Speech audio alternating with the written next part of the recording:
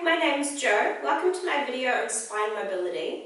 Now, if you've got any issues with your neck or your lower back, some of these exercises might not be appropriate for you at this stage. If you're getting treatment by a physio or osteo or a chiropractor already, best thing to do is just check with them first and make sure that the exercises are okay for you to do. Now, we'll start lying on our back. So if you lie down, just make sure you've got your feet about hip distance apart, and then what we want to be able to do is find a neutral spine. Now, a neutral spine is where all the curvatures of your spine are in the correct alignment. So we start off at the pelvis. If you bring your hands on top of your pelvis, what we want to do is just a little tuck under the pelvis so you feel your back flatten, and we're just going to let the back arch so you feel there's quite a big gap under your back. And we just find about halfway so we can get our hip bones and pubic bone in line. So the pelvis is in a nice flat surface to the ceiling. That's going to put your lower back into the right position.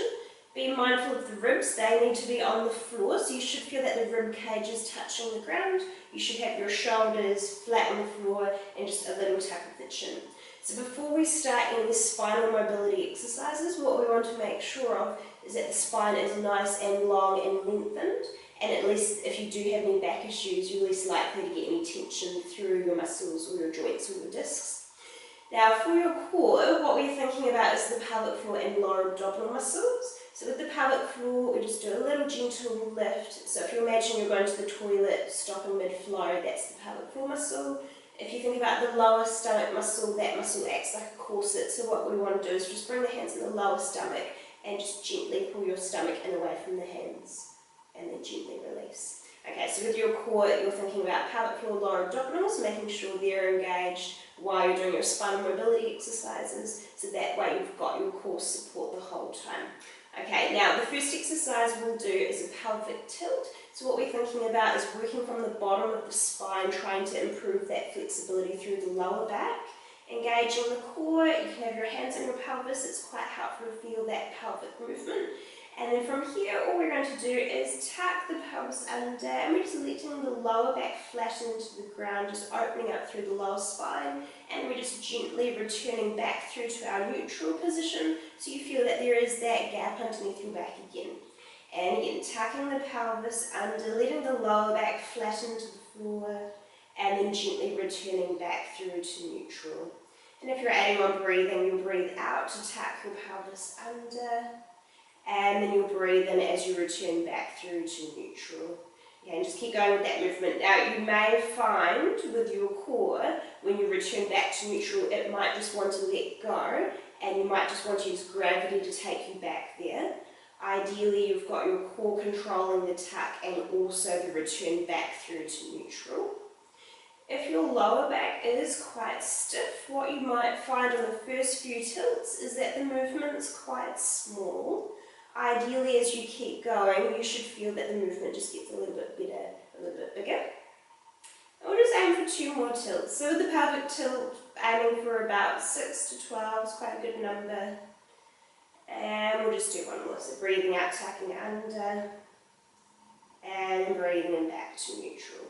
Okay, now the next one we'll do is bridging. So for bridging, we're going to be starting with the pelvic tilt, so tucking under, and we're just going to try and roll all the way up to resting between the shoulder blades. Okay, so we're going to start the same. We've got our core on, arms are going to be by your side, so you've got support with the upper body. And then as you start breathing out, you're going to tuck your pelvis under, let your lower back flatten, and then start lifting the lower back and rolling each bone of your spine up off the floor. Rest between your shoulder blades. You're going to hold here and breathe in if you can. Then as you breathe out, you're just going to round out the spine, roll through your upper spine, lower spine, and then we just want the tailbone and bottom to come down last. Breathing in at the bottom, breathing out, tuck your pelvis under, so get that pelvic tilt first, and then roll your spine up off the floor. Try and reach your knees forward, breathing in at the top. And breathing out and rounding out the spine, massaging your spine back down towards the floor. Breathing in at the bottom, breathing out and rolling out. So ideally you should feel each individual bone lifting up off the floor. And then you just pause between the shoulder blades, breathing in. And then you're going to breathe out and round your spine and just feel each individual bone of your spine rolling down. Okay, just keep going with that movement. So what you could do is you could imagine that the spine is like a string of pearls, and we just want to feel each of those individual pearls lifting off the floor. And then we just want to feel each individual pearl having a turn at lowering back down. Now the floor is going to give you a lot of feedback about what's going on through your spine. What you might find when you lift up is instead of each bone lifting, you might feel that just the pelvis wants to lift and the whole spine wants to lift in one chunk. And then you might find when you lower down the same thing might happen. So really try and encourage each bone to lift. And if that means that you're just taking the movement quite slow, that's fine. And again, I just aim for about 6 to 12 bridges. You might find with the pelvic tilt the same thing might happen. You might start off really stiff, and then as you keep going, the movement might get a lot easier.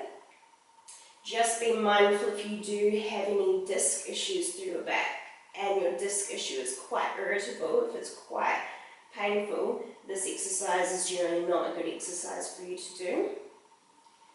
Okay, so we'll just do one more. So you breathe in at the bottom, and then you breathe out and roll your spine up off the floor. You should feel work through your core and abdominals to control your spine movement. And then you're just rounding out your spine and rolling all the way back down. Okay, so with the pelvic tilt and the bridge, we're thinking about working the spine mobility from the bottom up to the top. Now we're going to think about working our spine mobility from the top down to the bottom. So we're going to be doing a chest lift. This is like a little mini sit-up. A lot of people think about curls just mainly being about abdominals working, but just bear in mind when you're going to be lifting head, neck and shoulders, all your back muscles are actually going to be stretching out at the same time. So it's actually a really good secret back stretch. Now, interlace your fingers, hands behind the head. Just give your head nice support with your hands. Now make sure you've got that support from the core and you've got the ribs on the ground, so it's quite easy to let the ribs pop up. Just bear in mind if you let that happen, it is going to put tension through your back, so you just want the ribs to be down and you just want to find this position each time your head lowers down. Okay, so when you're ready, we have our core on, and then ideally you're going to breathe out and slide your ribs down towards your pelvis. You're going to curl your neck and shoulders, you're going to hold and breathe in, and then you're going to breathe out and lower your head, neck and shoulders down.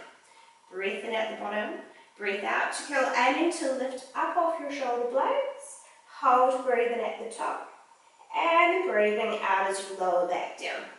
Now, if your back's quite stiff, you might find the movement might only be this high before you come back down, or it could be the strength in your abdominals that's preventing you from curling higher. Just make sure you don't force the movement. Okay, so especially if you're feeling tension through the neck, it does mean that your abdominals are struggling. So that's where you would just work with a smaller movement, try to build that strength through your abdominals before you try to progress the back stretch. Okay, so each time you curl, you're going to feel your lower back going flat on the ground, and each time you lower, you'll get that gap under the back, so you'll be in neutral. It is really easy for the pelvis to want to tuck under when you curl. Just make sure you can keep your pelvis nice and flat. So if you think about the tailbone is going to be reaching downwards, so you're keeping that nice long length spine. Okay, so we're just going to aim for 2 more, and we're going to progress the stretch by adding on arm movement at the top. And last one, so you're curling, and then lowering down. Okay, so if you'd like to try the arm movement, starting the same, you'll breathe out to curl, and you'll just pause when you get to the top. On your breath in, both arms go forward, and you're just going to grab a hold of your legs, so you've got support with the arms. Now you're going to breathe out and lift high, so you're getting a bigger stretch through your back. Breathe in, your arms lift up behind your head, support your head, and breathe out and roll your head, neck and shoulders down. Breathing in at the bottom, breathing out to curl. Now elbows need to be wide. Breathe in, the arms go forward, and you're going to breathe out and lift high, and just make sure you've got your shoulders down, don't let them lift. Arms go up behind, head, support your head with your hands, and then breathing out as you lower down. Okay, so we'll just do one more. Next breath out, you're going to curl, and then breathing in, arms going forward. Breathe out and lift high without bunching the shoulders. Breathe in, arms lift up behind your head. and breathing out as you lower all the way down. Okay, so the next exercise we'll do is chest lift with rotation. So with a rotational movement, that's going to help improve movement through a joint in all directions. So twisting type exercises, they're quite handy to do. Just be aware of the lower half of the body. We want it to be stable, so that's where we use our core to support the legs and the pelvis. When you twist, the legs are going to want to move too, but we just want to avoid letting that happen. Okay, so we've got our hands behind the head. Now you've got two options. You can make it easier by lowering your head to the floor each time, or you can hold the curl and do your twisting from there. So I'll show you a few with the easier version, and we can try the harder version after. Okay, so the easier version, we've got our core on, and we'll go to the left side first. As you breathe out, you're just going to twist towards your left. Now we're just going to pause here for a moment. Make sure your left elbow is really wide and you're really trying to get that rotation of your torso. And then from here we just lower all the way down. And then we go towards the right side. So twist towards the right, make sure your right elbow is wide to the side. Hold your twist. And then lower all the way down. And we'll go to the left again. So rotating. Both elbows wide, just make sure this elbow doesn't pull in. If that happens, it means you're actually pulling on your head. And then we lower all the way down, and then towards the right side. So hands are just providing support. The work comes from your stomach to twist, and then we lower down. Okay, so if you want the harder version, you just curl up to the center, and we just find our full curl each time. So we just rotate towards the left side, hold, twist your torso, elbows wide, and then twist to the middle.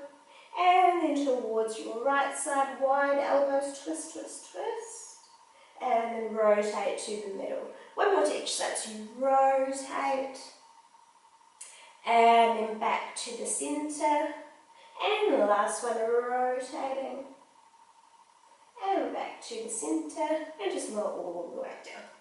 Okay, now the last exercise we'll do is spine twist.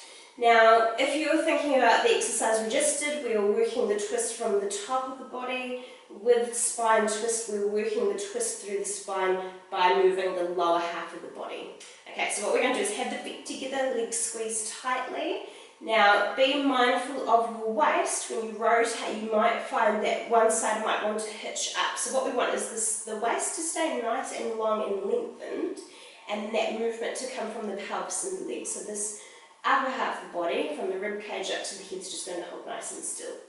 Okay, so we've got our core on. Arms can be out to the side, 45-degree angle if you like, so you've just got a little bit more support. And then from here, we're just going to let the knees roll towards the right side. You're going to let your left hip and rib cage lift off the floor, but we want the shoulder blade to stay down. And then from here, use your core and abdominal muscles and rotate back through to the middle. Knees towards your left side. Let that whole right hip lift off the floor. And you're going to breathe out and rotate back through to the center. And again, because we're doing that rotation through the spine, it's just going to help improve movement through the spine in all directions. And by all directions, I mean it's going to help improve the movement through your spine when you bend forward, when you bend backwards, when you twist, and when you side bend. Okay, now there shouldn't be any discomfort through your spine. If there is, just check in with your core, make sure you've got it supporting.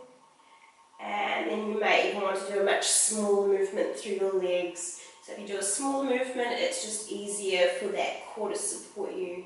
And then as you progress that core strength, you might find your movement can get a lot bigger.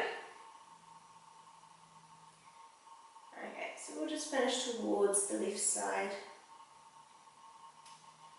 And then once you finish towards your left side, just find the center. And then you're just going to hug both legs in towards your chest with your hands. Just give your lower back a little stretch, and you can do a little gentle rock of your side to side way.